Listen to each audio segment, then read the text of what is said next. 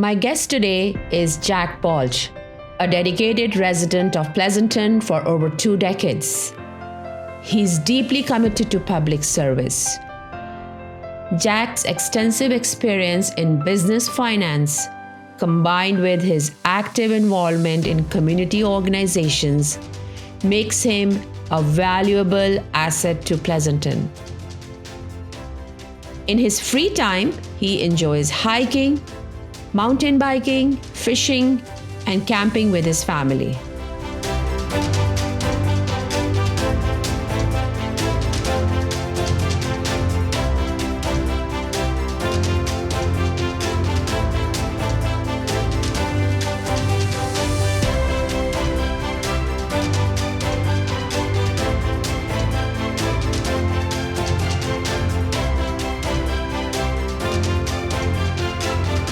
Hello, Jack. How are you? I'm great. How are you doing today? Good. Great to see you. Thank you. Yeah, great to see you, and I appreciate you inviting me into your home. Thank you. It's a home studio, and it's lovely weather today, and I was like, this is a perfect day to talk to you. Yes. And my first and main question, I really want to know about your journey, like how. Just explain to me, like, what happened. How did you become who you are today? Thank you. Well, it's a humbling question. So I actually was born in Fremont at my parents' home, not in a hospital. And I grew up on the Sunol-Fremont border, and I went to Sunol Glen Elementary School, which is great years, kindergarten through 8th grade. Okay. Mission San Jose High School, which is in Fremont, and then Cal Poly San Luis Obispo. And, I think those years are more, prescribed. Almost everyone follows maybe not college, but, at least for an educational path, you always are doing high school and whatnot. So I did all of that. And during that time, I was in Sunol 4-H, which is a youth club, and I raised pigs for the Alameda County Fair, which I sold every year. Okay. And part about being with Sunol Glen School is that it's tied to Pleasanton because Sunol is such a small community.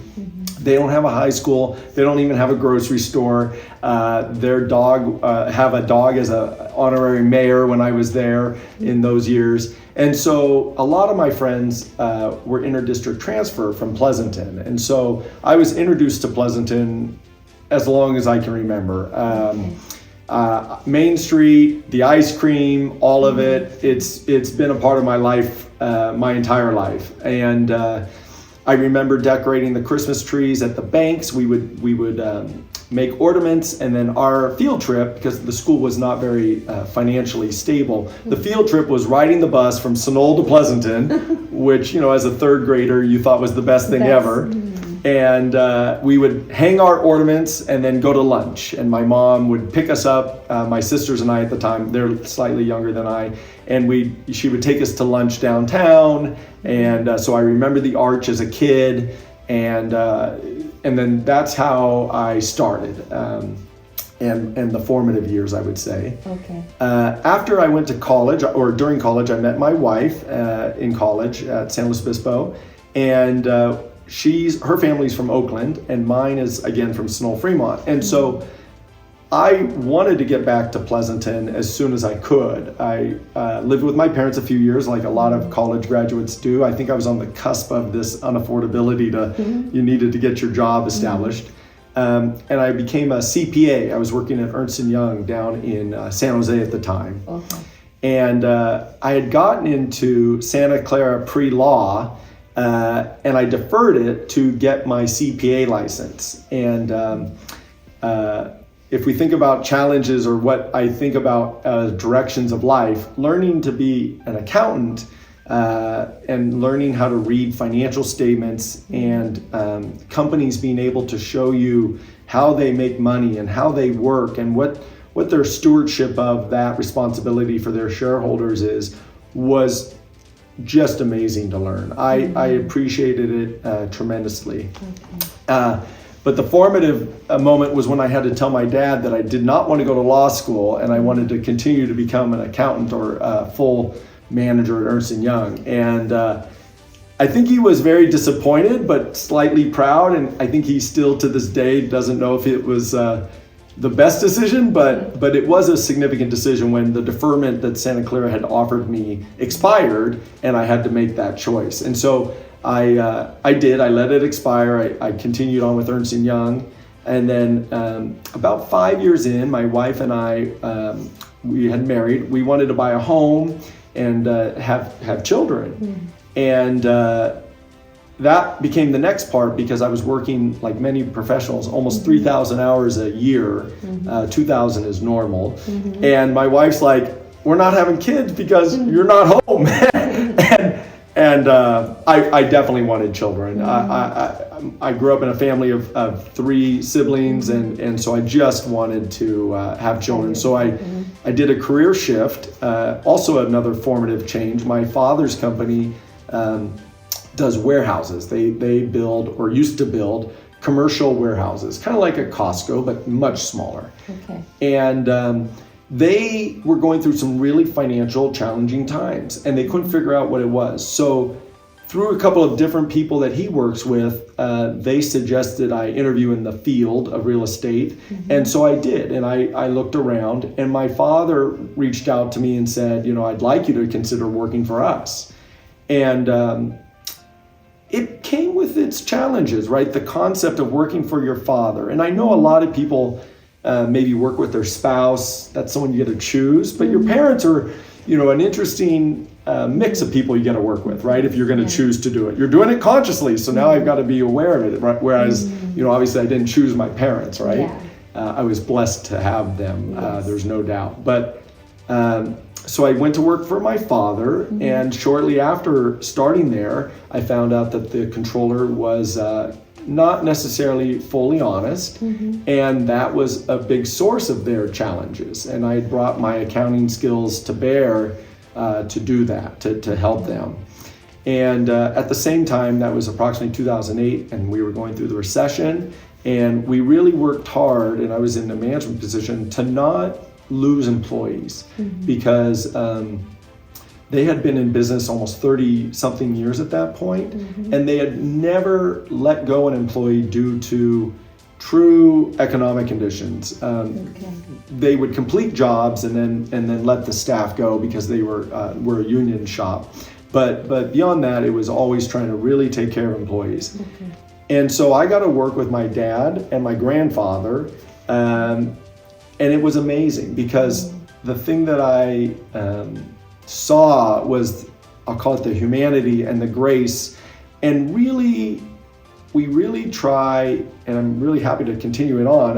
My dad still works with me, I should be disclosing, but we really try to think of the whole company and all the employees holistically, right? It's not any benefit to make money off the backs of our staff. And so we have to raise all boats and take care of everyone. And so we really, seeing my grandfather and dad forego profits or potential profits for choosing human enhancement or benefiting their employees, really is something that he continues to demonstrate to this day, my father. So I really am proud to be able to work with him. I'm going to tear up. So, when I think about how did I get on this journey, I didn't expect to ever work for my father. I think that's why I actually went to Ernst & Young, is I really wanted to create my own path. I totally expected to become an attorney and go that route. And then staying within the financial realm and coming to my father, working for him and my grandfather, just was a blessing in learning citizenship, maybe I call it like that. Good qualities. Yeah, qualities that I really hope to embark or impart upon my son, right? So if you take that background, our son is born, my wife and I, and I'm like, holy smokes, I need to make the world a better place for him. It's right in the same 4 or 5 initial years with my dad and grandfather, and citizenship and corporate stewardship and leaving the world a better place than you find it, right? And not just for my son, but we're part of mommy groups, and my wife's going in. You just see humanity's beauty, I think, when you hold a newborn, when you become a parent, right?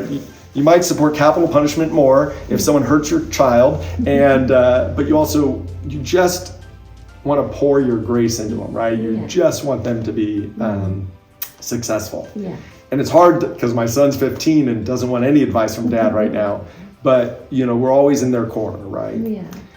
And so when he was young, there are a couple of things happened at the same time. Two things. The first was that as part of my business, one of my tenants was trying to move into Pleasanton, and they needed a conditional use permit, a special grant to be able to move in. They were trying to become a Taekwondo studio in town, in an industrial park. And so that's what we call conditional. It's not straight in. It's like a variance, right? Yeah, it's a variance, very, very much so. And so that happened, but what happened as he went through the process is he continued to get delayed in his process of his application. Okay. And so the city's code says up or down vote a specific amount of time. Mm-hmm. But the city government was not following that, in my opinion. Mm-hmm. And there was some leeway and some gray that they leaned on that I disagreed with, frankly. Mm-hmm.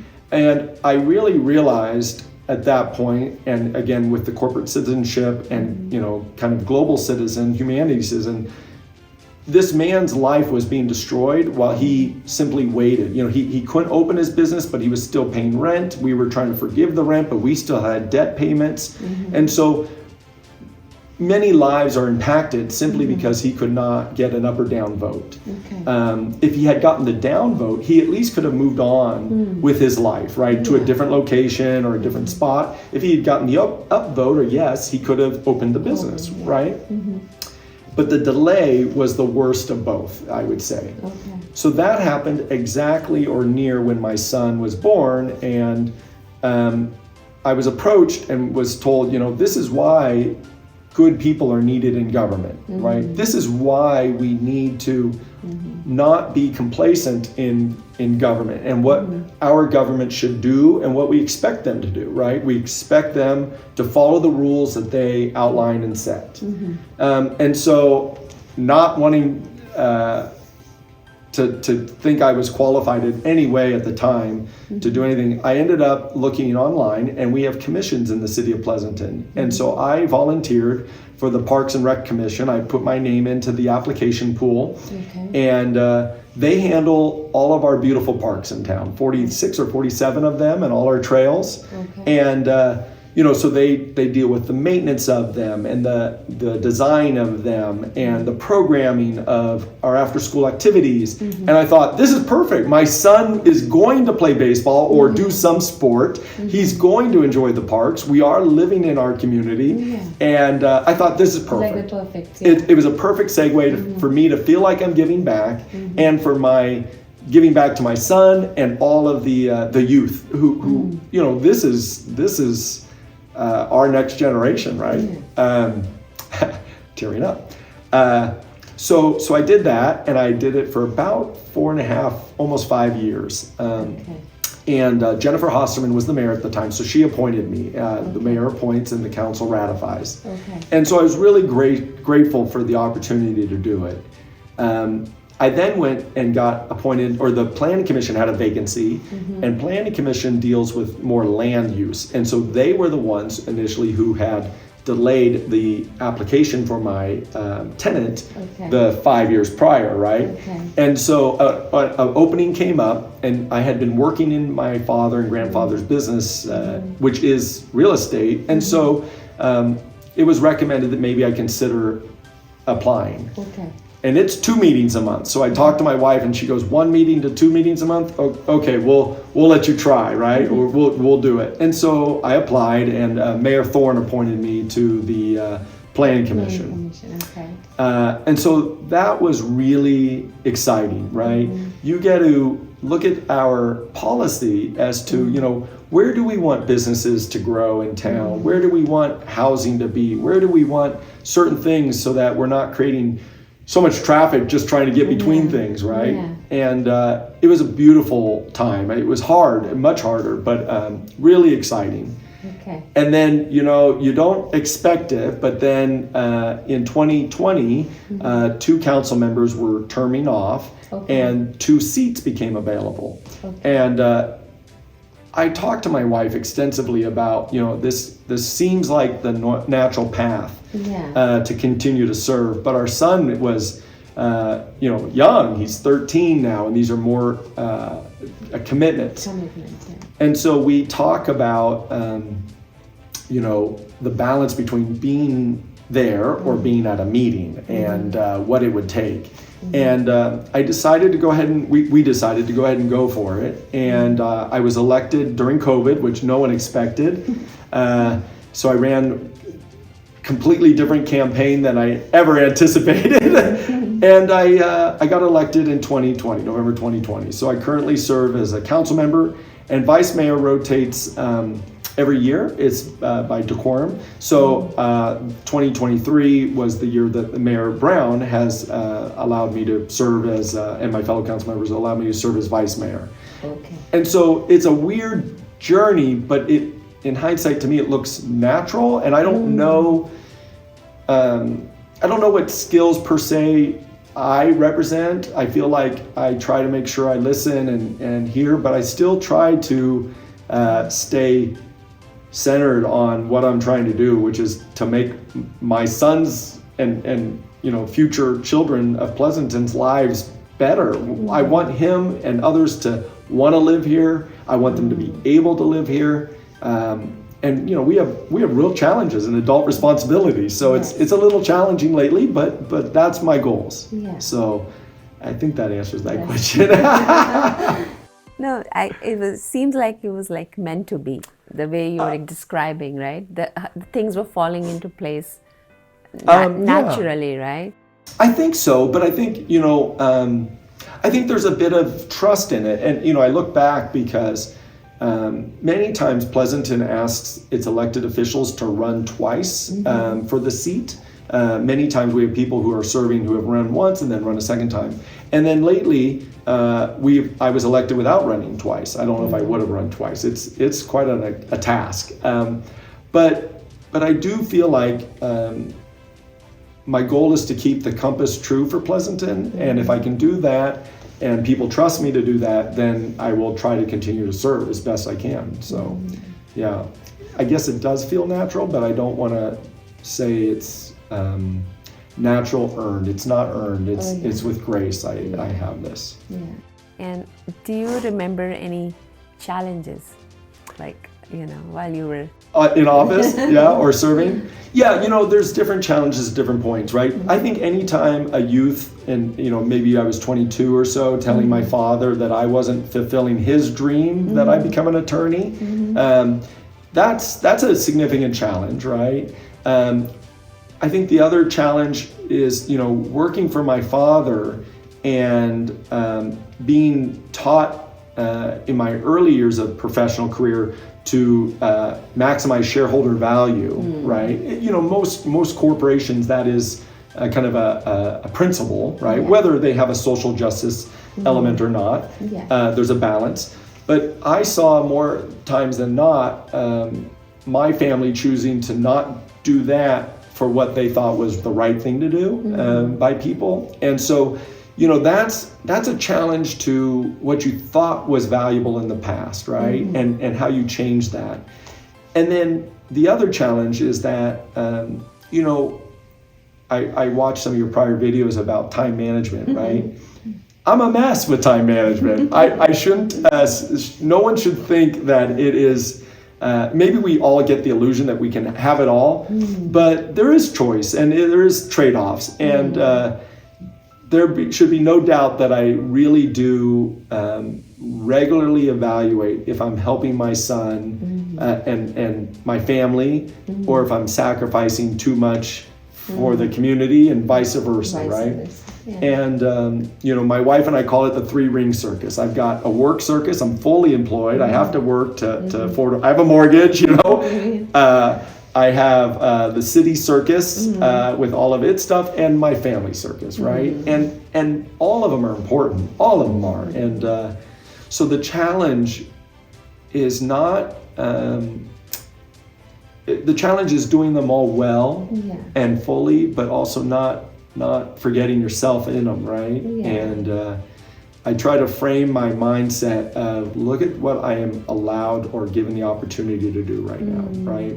I was elected for 4 years. I'm in my 3rd year now, and it will end. Term limits are there, and so I have an opportunity to serve now in a way that I've never dreamed I would have that opportunity. And so that challenge of remembering the grace that, it's okay if you are human and you can't balance everything and you have to say no to things you really want to do.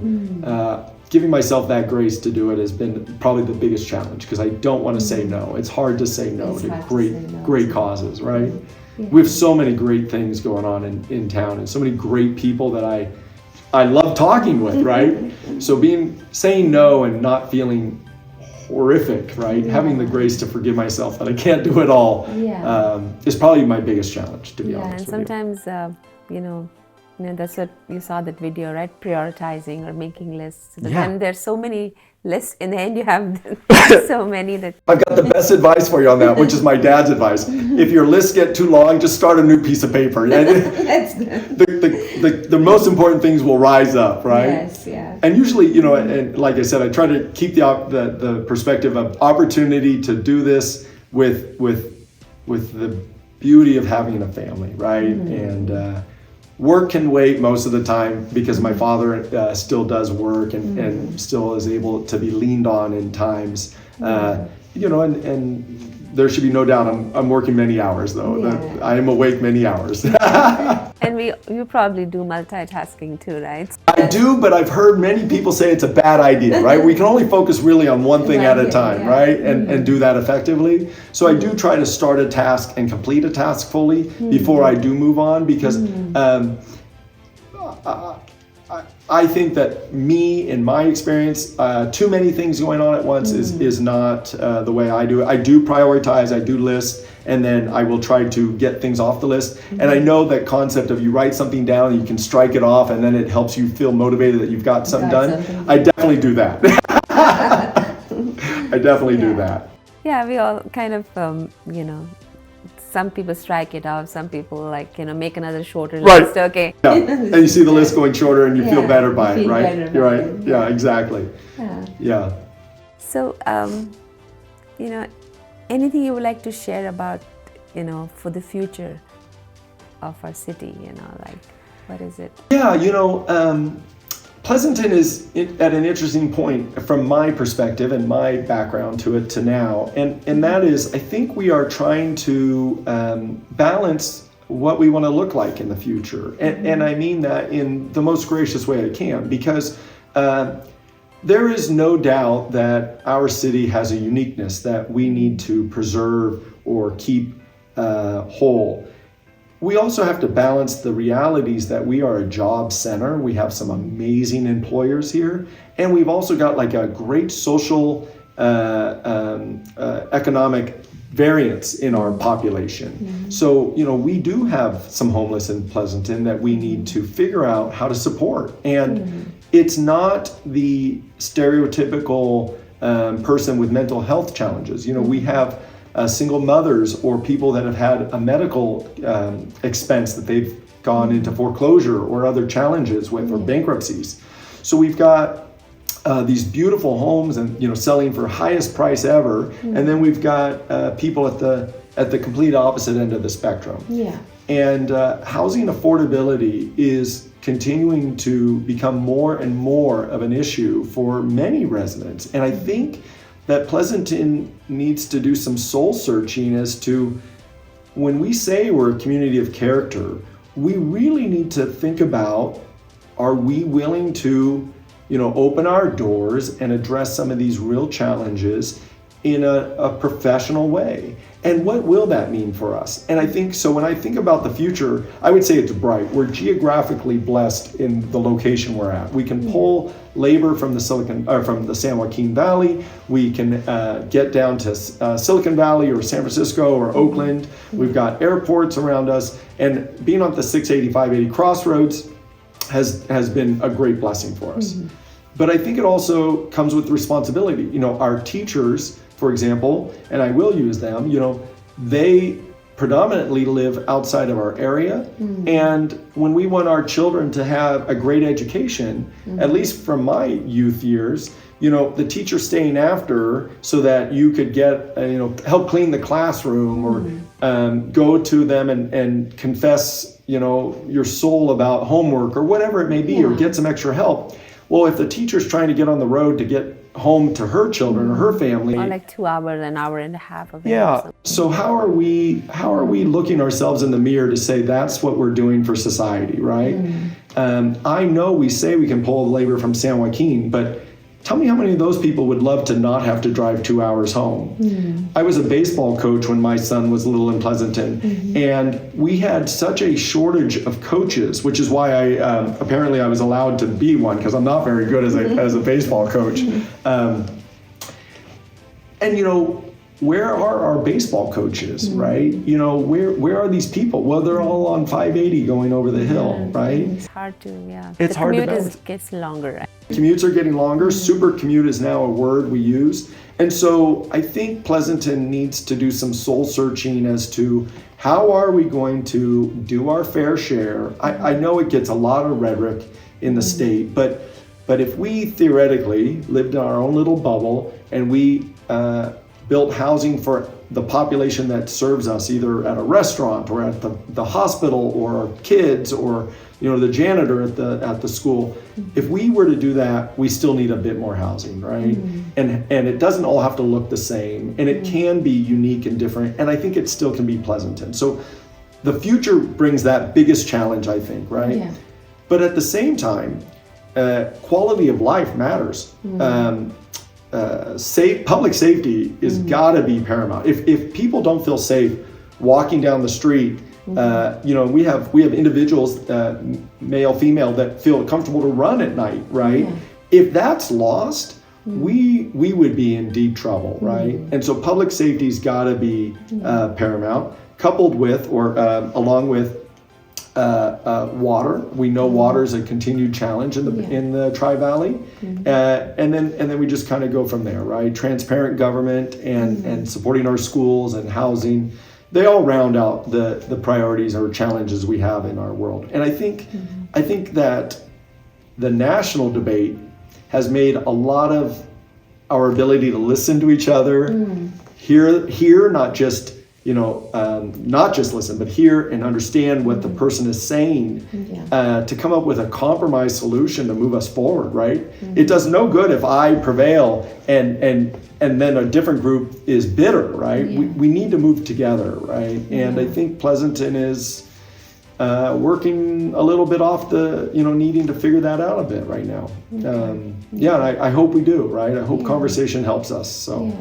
So what you're saying is like, you know, making sure that we are getting affordable housing, and also making sure that our city is safe and you know, people thrive, and you know, we have all these, you know, our kids can make good memories, like playing baseball, right, going to school and having like a complete life, a complete life, like going to a teacher asking for help, because that's a normal thing to do, right? Because, or like doing after school sports and stuff like that, right? And if I can add to that, right, if our youth have no hope of living in this community when they graduate high school, go to college if they choose, although the trades are an excellent opportunity now. I think the electricians are doing outstanding right now, but you know, whether they go for trades or whether they go to college, if they don't have a realistic hope of being able to move back to this community because they're priced out, are we doing our job as leaders? And I know people that fiercely defend, you know, their property and the ridge line, and all of that is valid, right? We have to balance, but we can't balance that our youth can't even come back to our community. And I think we need to do a better job of that. And I am my grandmother, who passed away the day before I was sworn into office at 102, lived in Fremont. And my mom and dad live in Sonoma-Fremont border. My in-laws live in Oakland by the Mormon Temple Church. And I live here, and my sister lives in San Ramon, and my son lives here with us. So until my grandmother's passing, we had 4 generations in this family, in my family, that lived within 15 to 20 minutes, maybe 30 depending on traffic, of Pleasanton, right? Yeah. I wonder, for the people that are against affordable housing, right? Are we wanting to get on a plane for Thanksgiving, every Thanksgiving? How much do you want to see your grandkids, right? And I really debate this, because I get that we can't have everyone live here, right? That's not what I'm saying, but I do think we could probably do a bit better. And the hardest thing I have to decide on Thanksgiving is how many meals do I want and at what houses? Because we can't eat 4 Christmas or Thanksgiving dinners or 3 because everyone's close by. My aunt and uncle live in town. I mean, so that's something that, how many other families have that? And why isn't that something we're working towards, right? And if the voters of Pleasanton, if I lose their trust because I'm trying to address these problems, that's okay. But these are beliefs, and I will do my best in Pleasanton's trust to try to solve some of these things, right? Or at least create framework to solve them, right? These are big problems. I'm not trying to say they're small, but gosh, we got to get started, right? We have to start. It takes time, but Yeah. if you start it, there is a hope, right? There's hope, and I think the hope is what we're diminishing quickly for our youth. And when the average house is 1.4 or $6 million, my first house is $420,000, a 1,200 square foot house. So we need different housing stock, and I didn't mean it to be all about housing. Affordability is important, right? We can solve it a lot of different ways, or at least get started. So No, I like what you said about Thanksgiving. You need to have families closer, Right. so they can visit each other and help each other. Otherwise, we better build a bigger airport, because my brother-in-law just moved to Florida, and tickets to Florida for Christmas, I just looked, it was like $2,500. So I'm like, wait a minute, for 3 of us, it's $7,500 round trip to go to Christmas dinner. I'm thinking, wow, this is really crazy, right? And I think that's the thing we're missing. We're missing the connections, right? And I think that makes, I'll go a little further. I know we're probably over time, but I hear about mental health and all of these challenges we have, and you need your friends, you need connection, you need family, you need people you can lean on when times are down. And we're starting to be individualized via the social media or That is already doing. that's pulling us apart, right? No wonder we're more divisive in politics now, right? So I'm trying to hold on to hope. I guess I'll say that. And then that loneliness when there's family, there's friends close by. The sadness when they move away, right? If they move away. And then raising kids together as a group of there's uncles and there's family and uncles, auntie. That's a different kind of dynamics than just nuclear families. Completely I think everybody should understand that being around each other is important. Yes. And that basically helps to raise a good future generation, right? And if I may, that's actually why I love, you can probably tell from what I said, I grew up down the street, high school down the street, college in California. I've been in California my whole life, right? I'm just here. But the thing is my wife and I, when we were just married, we thought we would move to Denver. She was thinking of going to school in Boulder. And we drove there, we didn't fly. And I love the diversity of California. California's diversity proves to me how amazing the state is. We have, my wife's family immigrated from Italy, and so a lot of her family during the harder years actually immigrated to Germany and worked for the automobile factories. So we flew over to Germany a couple of years ago to see them. First time I had ever met them. And we sat around a table for Sunday dinner, traditional, and my son got to see 6 languages spoken at the table. Russian, German, French, Spanish, Italian, English. I think I'm missing one or two. But it was just like, this is beautiful. Like, this is our humanity's melting pot, right? Yeah. And, you don't remember many things that might affect your son's or child's lives, but I really hope that one stays with him to see cultural experience on so many levels, right? At one beautiful dinner table, right? Yeah. So Because then I also feel like then we are not as parents responsible for just teaching them. There are other inputs also, so they naturally learn. that's right. Yeah, beautiful. Exactly. They naturally learn. They pick it up. They're exposed to different things. And that's what I'm trying to do as a parent. And it's hard, right? We all are trying, I think. Yeah. For a better future, right? I mean, yeah. Yeah, that's really nice. You have a really good vision. we need to get there. Well, it takes time. It takes time, and it's not always clear, right? It's murky and challenging, and if we aspire for better, then I'll try to work with anyone to get there, right? Small steps are fine, but let's start making some steps, right? Yes, yeah. So. All right, once we start, we'll reach there. Right, gotta have hope, right?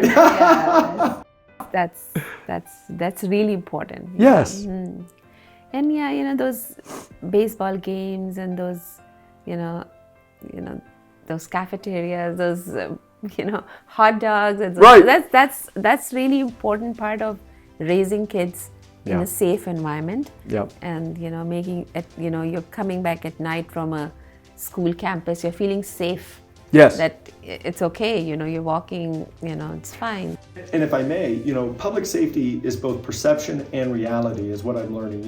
We are in the middle of our police negotiation contract as a city, so I've got to be slightly careful. But we as Pleasanton have had the perception that we're an extremely safe city. And that's because of all the work our community has done, our whole, right? Both our police department, our community leaders, our neighborhood watch people, all of it. That perception is getting a little bit tarnished or shattered by the realities of the crime in our community, right? We've had 3 homicides in the last 6 or 7 months. And that's, I don't know if more officers would actually have prevented it. That's not what I'm saying. But the perception that we aren't safe really could be at risk, and we need to actually continue that perception so that those who would want to commit crimes think of Pleasanton as strong on police and safety. So maybe they're deterred, and we also need to have the officers at full strength, and so that they can carry out the safety element, right? Yeah. And we're doing it right now. We're really struggling with the vacancies in the police department because we want to have school resource officers available for our schools. We want to have for school safety. My big position on that, and I'll just be frank, is an officer that's familiar with a campus, Amador, Foothill. Those are the primary 2, obviously, and Village is our 3rd high school. I am not familiar with the Amador campus very much. I went there for an event and I was lost for 5 or 10 minutes, right? But if there's a reporting of a shooting, God forbid, if an officer has been on that campus and knows the campus buildings by heart, and can just direct a response in save seconds and lives, you're darn right. I think that's a good thing to have. And then we have people that are afraid to shop at the mall because of blight, right? The mall is having challenges. The smash and grabs we've heard about in other communities.